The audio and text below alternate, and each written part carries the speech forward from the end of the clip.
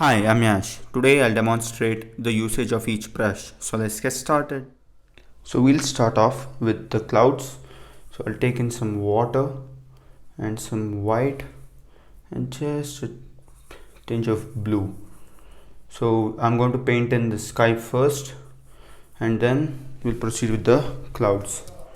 So now I'm painting the sky and also I'll be demonstrating how to paint misty trees in the background.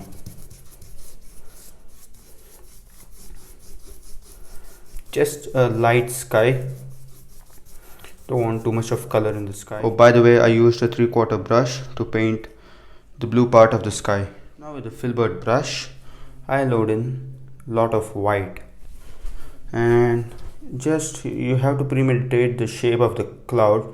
So I'll go over here and just start with the circles. Okay, there goes a cloud. Turn the brush because the other side of the brush is loaded too, and this is a big cloud. Going to take more of this color and then let's float another cloud here. Now when this is wet, I'll take in a blender brush and blend the bottom of this cloud very lightly and very gently. Okay, so maybe the light's coming across from the right, so I'll just go ahead and paint in just least amount of highlight, just touching here and there. Highlight's not going to be everywhere. Take the color from there and maybe bounce it here. Now with number 2 fan brush, I'll go ahead and blend the bottom of these clouds. Final coat of highlight, I'll go over here and drop in right there at the center, because I feel this is the closest to the center of my sheet. So I'll just drop it in over there and then a bit over here. Now without cleaning the brush, let's go ahead and just tap it and create some textures. Now I'm using watercolors, and for white and this yellow I'm using acrylics. Now let's go ahead and paint in misty trees which are in the background. For that I'll take in some brown. Brown is a foreground color but still, and some green and touch of yellow ochre just to give it some flavor, and white, blue, whatever color gets in there, but then mostly green. And make sure that there is no paint, in the sense you take very little paint and you go over here and maybe some misty trees hanging there, unique height, unique shapes, unique color, more of green. Yeah, that's better. Okay, something like that, and then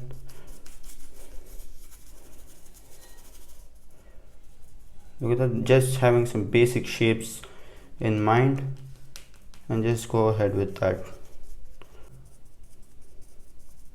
Okay, something like that. Now I'll add some mist at the bottom of these trees by taking in some white and just applying it at the bottom. So be very careful to not show up any detailing in the misty area. Maybe it can be detailed at the top but not in the misty area. That will make it look even natural and even realistic and further away. So these are misty trees. So now we are done with the background trees, so let's go with the foreground trees. So for that I'll take in some green, more of brown this time. I'm not adding white, observe very carefully, I'm not adding white, and just a touch of blue, so that it matches with the sky and everything fits together, and just a touch of black and touch of this yellow, touch of yellow ochre, more of yellow ochre. And these are mid-ground trees. In the course of mixing, the brush might lose its original shape, so I'll just come over here and start tapping in some leaves. Look at that, look at those extra dots created there without doing much. And something like that, and then leave all those negative spots, and maybe like that, and then make them very irregular in shape and make each element in your painting look very unique. That will pay a lot. Okay, something like that, and then I'll make it very dense in the middle. Okay, something like that. Let's add some branches to these trees. So I'll take in some brown and touch of black, more of black this time. I've added just 5% of water and drop in a branch over there, another branch over here.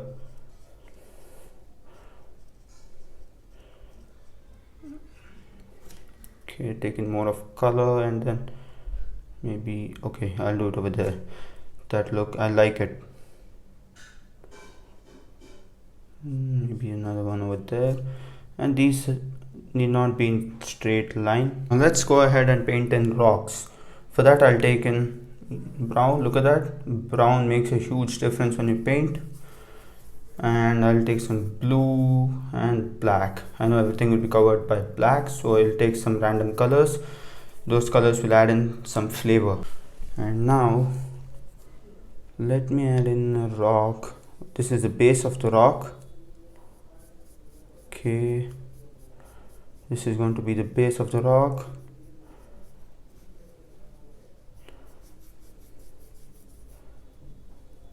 Okay, something like that. Now with the mid-tone color of peach color, I'll drop in the upper part of the rock. That you can create all sorts of shapes and stuff.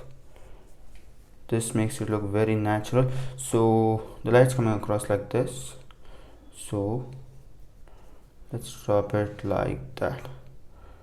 And let me take in some color and then drop it over here like shadow. Then creating some texture on the rock. There's some ground over there, and also blend it more towards the shadowy side. So now we had mid-ground trees, so let's paint in mid-ground grass. So for that I'll take in some yellow and green and yellow ochre, cad yellow, yellow ochre and green, mid-tone color basically. And if you want, you can add in touch of brown to make it look natural. I do this in most of my paintings. And over here, let's just come over here and just tap it.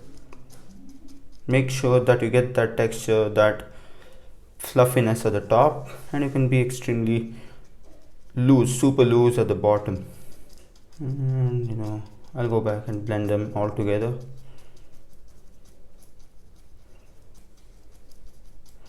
Yeah, it's getting blended.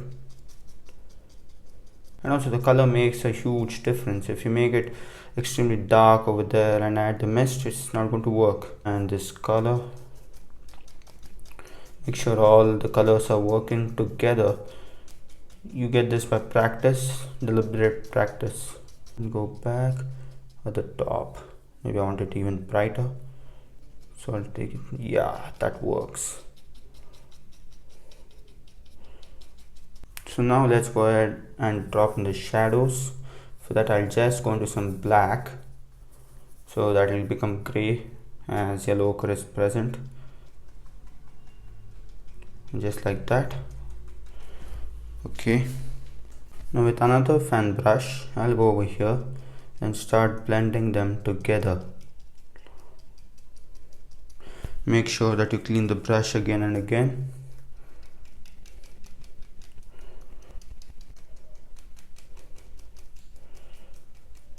Look at that, I can get some extra texture there. and you can just fluff him up like that. As you come down, I'll take in some of this color and just hit it like that. So now we've painted background trees, midground trees, and let's go for the foreground trees. For that I'll take in black and yellow ochre and some brown. You could add umber, but brown works better, and just a touch of blue. Okay, so with this, what I'm gonna do is I'll just have a basic shape. I'm going to paint in the same way I did that, but this is just to mark the basic shape, just tapping it so that the bristles open up. With that, just having some basic shapes, and let's have in some openings, and I'll just block in the paint like that. Look at that, I see a bit of brown. I hope you can see there on the camera.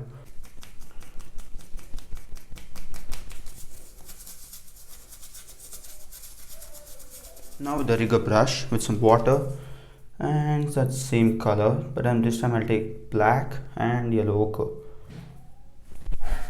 and I'll go over here super loose, and I'll just drop in some leaves.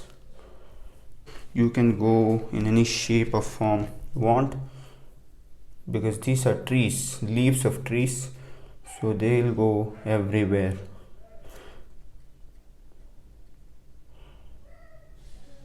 Okay, something like that. And then over here I love to leave a lot of room because I see spot of light there. Look at that. As an artist, you learn this by experience and deliberate practice. So for the highlights, I'll take a mid-tone color, that is green and yellow ochre. If you use directly green and cad yellow, it'll look good, but if you want it to look natural, you can add some brown and yellow ochre. Just created a mid-tone color. We'll see if we need a highlight for this. We'll get to know once we proceed in the painting. And for this, I'll add in some highlight over here, just like that, tapping it. And since this is a foreground tree, this will take some time, because that each detailing has to be made with focus. Okay, and then maybe brighten that color a bit. Yeah.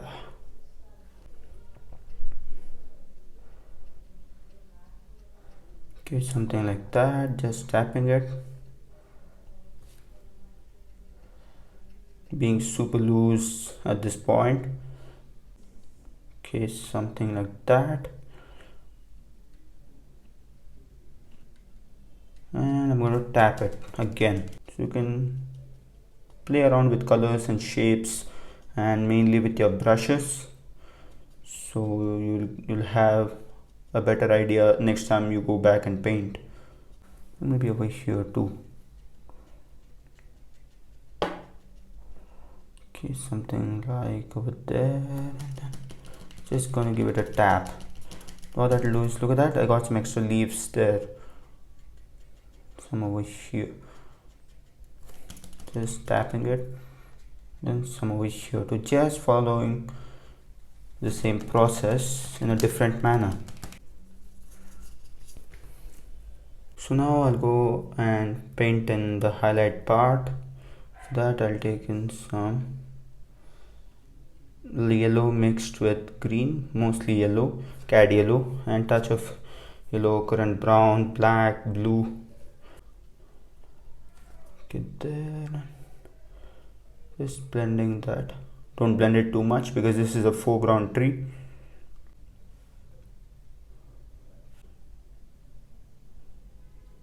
Yes, it's gonna come back. I'll just tap it, still using the rigger brush. Now with a very soft peach color, let's go ahead and drop in more of yellow ochre is required because this is a white background.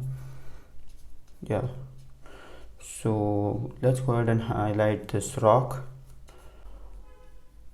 Okay, now let's drop in the final part of this rock, and maybe it's gonna come off like that over there. Okay, and it's not going to be dark everywhere, even in the shadow region. Now I'll drop in just some grass over here, just so that it looks neat. Grab in some lighter color and going to drop it. You can achieve this just by tapping.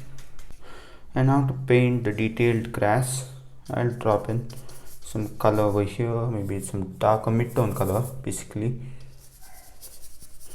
mid-tone color. The script liner brush. Yeah, it works. These are foreground grass. You could use them to paint in fine detailings. For that you need some backdrop. Just tap it.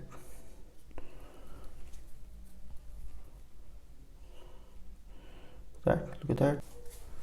Mid-tone color, then going with the dark color, and then we'll go with the lighter color. Usually I put the mid-tone color first, then paint in the lights and then the darks, and then see what is required. But here it's not like that. Well, you could try that way also if you're using oil paints. I'll go ahead and drop in some shadows, some highlights. Okay, something like that. This works better with oil paints and acrylics.